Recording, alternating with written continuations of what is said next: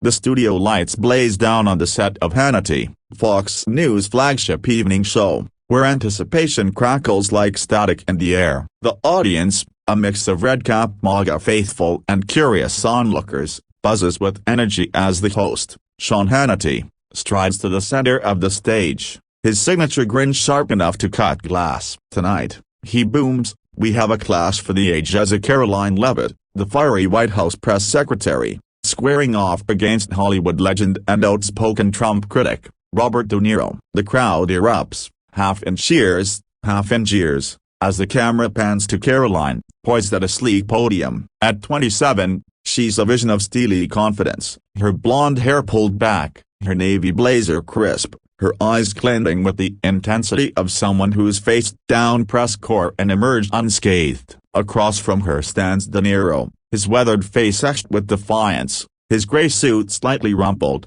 as if he's just walked off a movie set. The Oscar winner's presence is magnetic, but there's a tension in his posture, like a man bracing for a storm. Hannity lays out the ground rules, a no-holds-barred debate on the state of America, Trump's legacy, and the cultural divide tearing the nation apart. "Let's keep it civil," he says, though his smirk suggests he knows that's unlikely. Karoline strikes first, her voice clear and cutting. "Mr. De Niro, you've spent years calling President Trump a threat to democracy, but let's talk facts. Under Trump, we had record-low unemployment, a booming economy, and peace deals in the Middle East. What's your response to that?" The audience roars, sensing blood in the water. De Niro leans into the mic, his New York accent thick, his words deliberate. "Kid, I've seen tough guys like Trump my whole life. He's not a leader, he's a conman who plays one on TV. His economy? Built on tax cuts for the rich. His peace deals? Photo ops. You wanna talk facts? Look at January 6th. That's his legacy." The liberal half of the crowd erupts,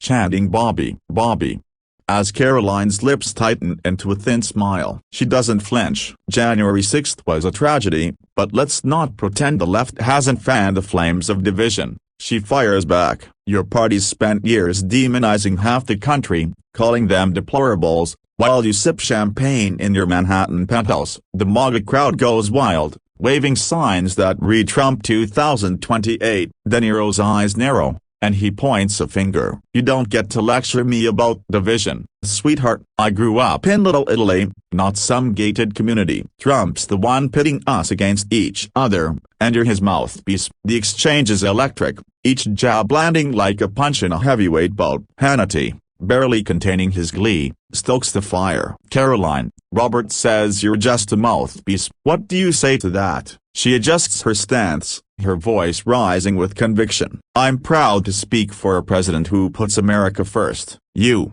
Mr. De Niro, played tough guys in movies, but out here, it's real people, farmers, truckers, small business owners who back Trump because he fights for them, not for Hollywood elites." The crowd's roar shakes the studio, and De Niro's jaw clenches, his face reddening. He leans forward, ready to unleash, but Karoline's not done. "You talk about January 6th, but where were you when cities burned during BLM riots?" "Silent, because it didn't fit your narrative." The accusation hangs in the air, and for a moment, the studio is silent, the tension palpable. De Niro's response is a low growl. "You wanna go there? I'll go there. Those riots were about injustice, not a coup. Trump's mob tried to overthrow an election. You can't spin that." Karoline's eyes flash. "Spin? I deal in truth, not scripts. The truth is, Trump's supporters love this country, and you dismiss them as thugs." The debate spirals, each side digging in,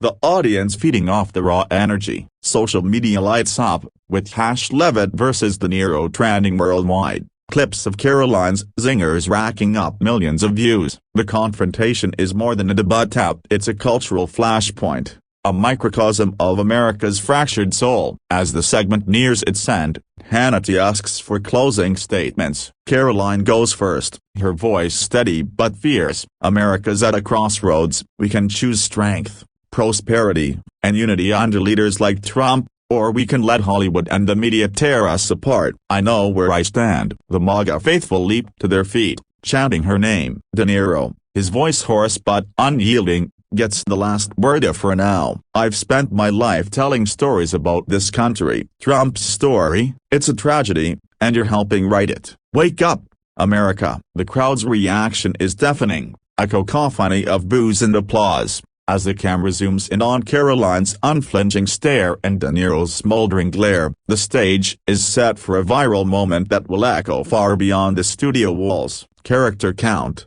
10,002. Backstage, the air is thick with adrenaline as Karoline and De Niro retreat to their respective green rooms. But the clash is far from over. The internet is ablaze, with ex-posts dissecting every moment of the showdown. Karoline Leavitt just owned De Niro, screams one viral thread, while another declares, De Niro's still the king. Leavitt's out of her league. Pundits on every network scramble to weigh in, from CNN calling it a masterclass in Hollywood hubris to Newsmax hailing Karoline as the future of the GOP. In her green room, Karoline sits with her team, scrolling through her phone, a faint smile playing on her lips as she watches the view count on a clip of her mouthpiece retort climb into the tens of millions. Her press aide, a wiry young man named Josh, bursts in, holding up his tablet. Karoline, you're trending #1 globally. Even Elon retweeted you. She nods, calm but calculating. Good. Let's keep the momentum. Draft a statement for tomorrow's briefing as something about Hollywood's disconnect from real America. Across the hall,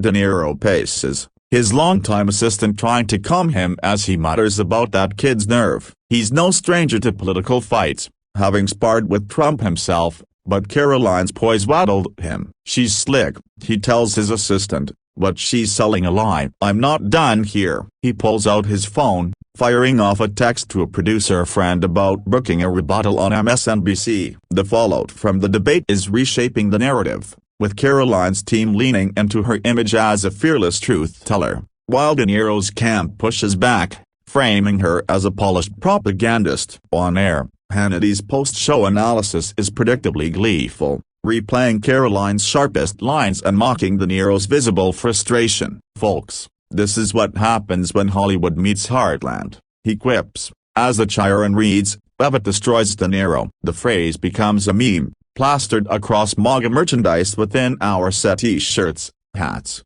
even coffee mugs emblazoned with Karoline's face and the words destroyed. Meanwhile, liberal outlets like The View jump to De Niro's defense, with Whoopi Goldberg slamming Karoline as a mouthpiece for a dangerous regime. The polarization is stark, each side doubling down, but the numbers tell a different story. Karoline's clips are outpacing De Niro's in engagement, a fact her team is quick to exploit. By morning, she's booked on every major conservative outlet, from Tucker Carlson's streaming show to Ben Shapiro's podcast, each host eager to crown her the victor. De Niro, undeterred, takes to social media, posting a cryptic message, "Truth doesn't need a script." Stay tuned. His followers rally, flooding X with #De Niro fights back, but the algorithm favors Karoline's momentum, pushing her clips higher. The cultural divide deepens, with rural America embracing Karoline as a champion of their values, while urban centers rally around De Niro's raw passion. Behind the scenes, Karoline's faith grounds here as she spends an hour in prayer, reflecting on her